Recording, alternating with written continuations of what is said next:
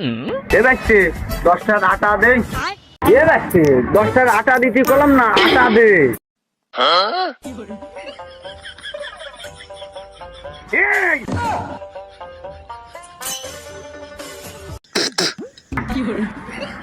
এরকম কর কি শাস্তি পাওয়া না, ভয় লাগছে।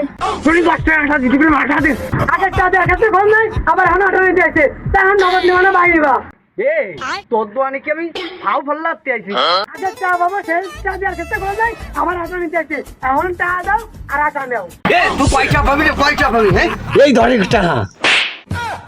ওই দেখ কইলো কি দেখছো শালার বুড়ো পালে কিছু না কই। দাঁড়া আটা দিচ্ছি।